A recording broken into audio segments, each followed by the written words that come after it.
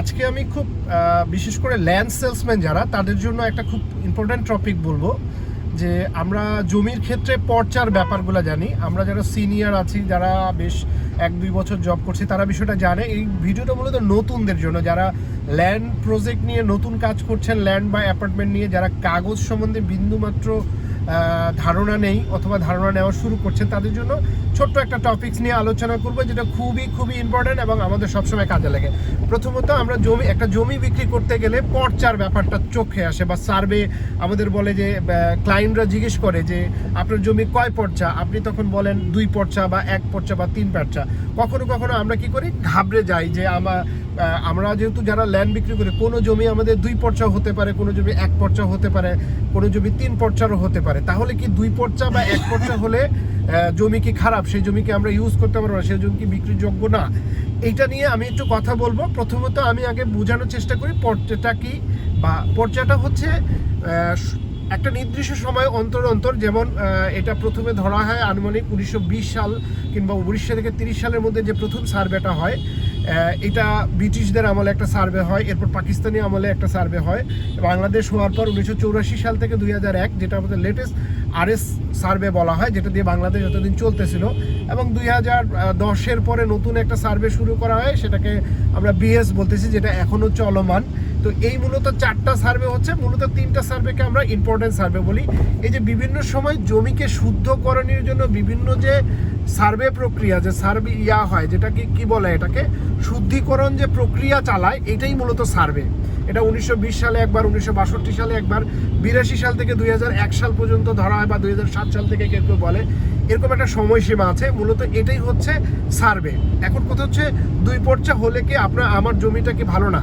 এখন 2 পর্চা হলেও আপনার জমি ভালো হতে পারে, কারণ হচ্ছে যে এটাতে অনেক ছেলে মেয়ে আছে যারা 2 পর্চার নাম শুনলে ভয় পায় যে আমার জমিটা মনে হয় ভালো না। আসলে 2 পর্চার জমিও ভালো, 1 পর্চার জমি ভালো। যদি আপনার মালিকানা ঠিক থাকে, তাহলে আপনার জমি 1 পর্চারও জমি বিক্রি করতে পারবেন। হ্যাঁ, কিছু লোক আছে এটাকে নিয়ে নাক সটকায় যে আসলে 2 পর্চা 1 পর্চার জমি মনে হয় ভালো না, জমির মনে হয় কাগজ ভালো না। এখন আমি আপনাকে সহজ করে বলি, ধরেন একটা জায়গা, একটা কাপড় ময়লা পড়ছে, এখন আপনি কি করলেন, এই প্রথমবার একটু পরিষ্কার করলেন, হালকা একটু পরিষ্কার হলো, দ্বিতীয়বার আরেকবার পরিষ্কার করলেন, ওটাও একটু পরিষ্কার হলো, তৃতীয়বার আরেকবার ধুলেন, আরেকবার বেশি পরিষ্কার হলো। ব্যাপারটা হচ্ছে সেম একটা জিনিস। আপনার যে জমির ব্যাপারটা, এটাকে পরিশুদ্ধ করার জন্য বারবার সার্ভে করাটা যে হয়েছে, সেটাই হচ্ছে বারবার সার্ভে করা। এর জন্য 3বার 4বার সার্ভে করছে। এর মানে এই সার্ভে একবার হলেই যে আপনার কাপড় পরিষ্কার হবে না, ব্যাপারটা কিন্তু তা না। তার মানে আপনাকে বুঝতে হবে যে সার্ভেটা একটা প্রক্রিয়া। এই সার্ভে মানেই জমির কাগজ কিন্তু একদম খারাপ জিনিস না।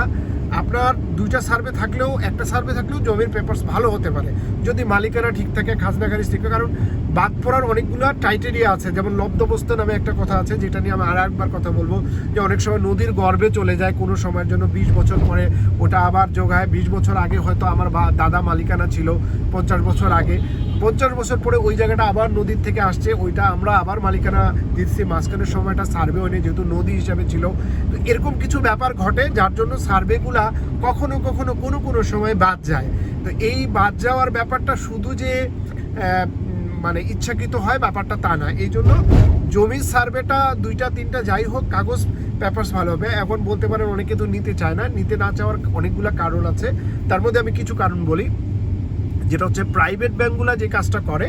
প্রাইভেট ব্যাংকগুলো সাধারণত কি করে, 2 পর্চার কাগজটা, ওই যে বললাম, তারা একটু পরিষ্কার কাপড় নিতে চায়, 3বার ধোয়া কাপড়টা নিতে চায়, 2বার ধোয়া 1বার ধোয়া কাপড়টা নিতে চায় না। এবং এইটাই অনেক মানুষের মাথার মধ্যে ঢুকে আছে। আমি আশা করি বিষয়টা যখন আপনি বুঝতে পারবেন যে সার্ভেটা কি, পর্চাটা কি, 3 পর্চা 2 পর্চাটা কি, তখন আপনি একজন ক্লায়েন্টকে আপনাকে বোঝানো সহজ হবে, এক্সপ্লেন করানো সহজ হবে, যেটা আমরা করে থাকি। তার মানে আপনি যদি নিজে বোঝেন সার্ভেটা কি, এবং একটা ক্লায়েন্টকে যদি বোঝাতে পারেন, তাহলে আপনি, যদি ক্লায়েন্ট বিষয়টা বুঝে থাকে, তাহলে আপনি 2 পর্চার কাগজ বা 1 পর্চার কাগজও কিন্তু বিক্রি করতে পারবেন। এবং এটা মোটেও অন্যায় কিছু না, এবং এটা সরকারিভাবে অনুমোদন। কারণ ওই যে 1 পর্চা আছে, 1 পর্চার কাগজটা সরকার অনুমোদন দেয়। সো 1 পর্চার কাগজ থাকলেও আপনার কাগজ কিন্তু অবৈধ না, আপনার জায়গা কিন্তু সঠিক আছে। সো আপনি যদি আমার এই ভিডিও থেকে বিন্দুমাত্র লিসেনিং নিয়ে থাকেন, তাহলে আপনারা আরেকটু এটা নিয়ে স্টাডি করতে পারেন, আপনার কাছে পর্চা জিনিসটা ক্লিয়ার হয়ে যাবে এবং আপনি আপনাদের ক্লায়েন্টকে খুব সুন্দরভাবে বোঝাতে পারবেন। সবাইকে অসংখ্য ধন্যবাদ। আসসালামু আলাইকুম।